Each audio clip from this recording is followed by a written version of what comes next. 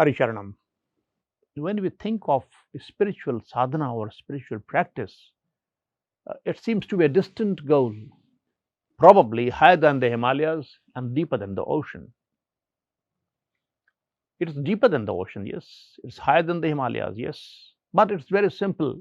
Spirituality made simple by the Bhagavad Gita. You won't find it difficult at all.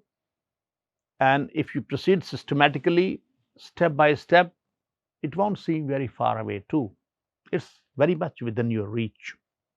For quite some time, we have been discussing spirituality and religion. I think we have talked a lot about it. But this is all information and knowledge stored in our minds. This is of no great benefit except in giving speeches and impressing others and for academics.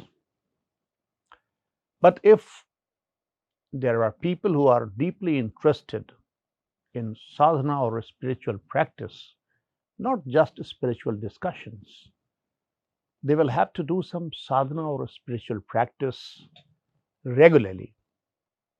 What's the meaning of sadhana? Sadhana means to gear up the system, the body and the mind, to pursue a particular goal, a spiritual goal.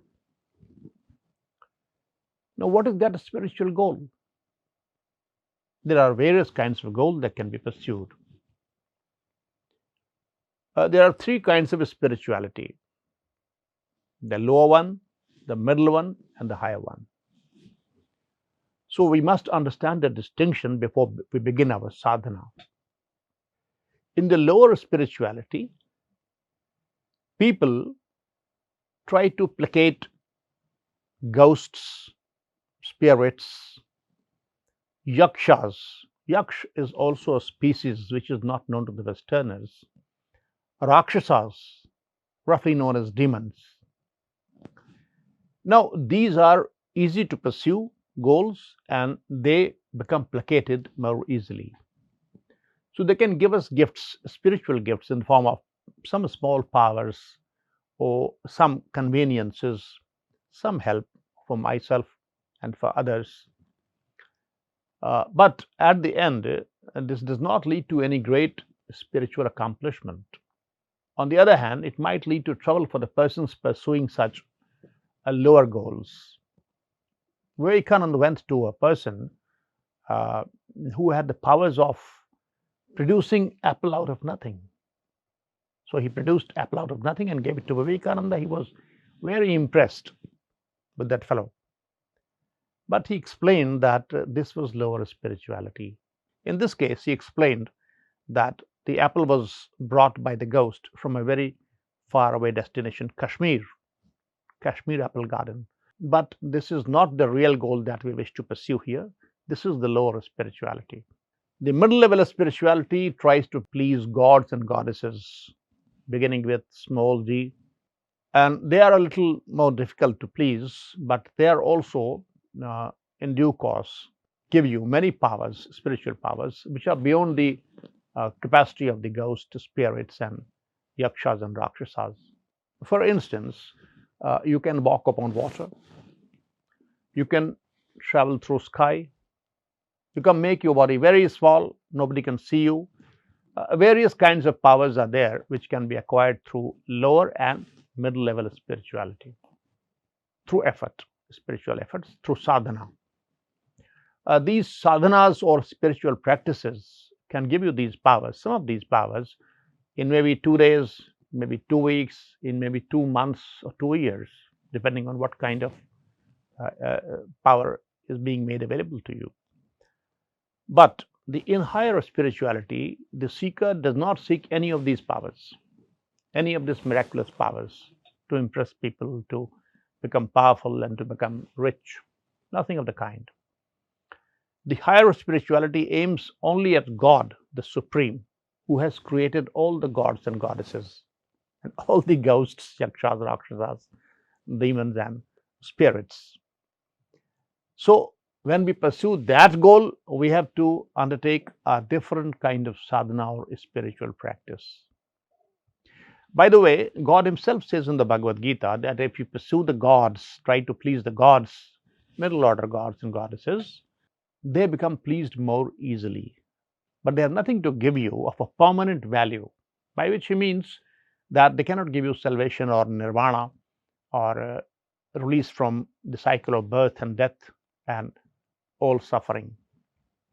For instance, you have no issues and you want a son, and you pray, you try to do some sadhana or pray for that to small middle level gods and goddesses. They can grant you this boon, but there's no guarantee that the son will really give you pleasure or happiness in life. It may even be the other way.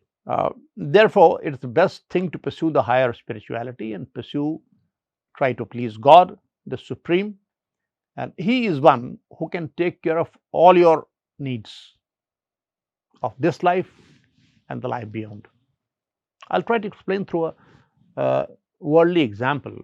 If you insure your house, you may go to one insurance company specialized in house insurance. If you want car insurance, you can go to another company.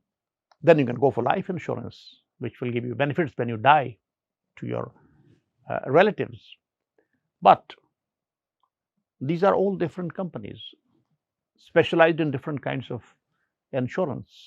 Similarly, there is some God who is specialized in removing the hurdles in the path of your success, Vignahari. There's some God who can give you Ashtasiddhi and Navanidhi. There's another goddess who can give you learning and knowledge. A fourth goddess can give you wealth. But when you pursue God, He is an all encompassing general insurance company. He insures everything in your life, your family, your house, your car, your comprehensive well being. And then He takes care also, or He ensures also, the well being of yours in your afterlife when you die. God alone can give you freedom from suffering for all times, freeing you from the cycle of birth and death, and can grant you at the end nirvana, moksha, or salvation, final salvation. After that, you don't come back to this earth or any such planet and live an eternal existence in God's supreme abode, where there is no misery at all. There is unadulterated bliss. So you have to take a decision of what kind of spiritual pursuit you want to practice, what kind of sadhana you want to practice. Here, we are going only for the sadhana of God the Supreme, for getting His blessings, for connecting with Him closely, and to finally be freed of suffering for all times to come. So, this is the perspective of the background that I gave you before we actually begin the sadhana based on God's direct word, the Bhagavad Gita, which does not talk of any lower or middle spirituality. It talks only of the higher spirituality. The next time, we shall see what kind of sadhana is there to connect us with God the Supreme directly.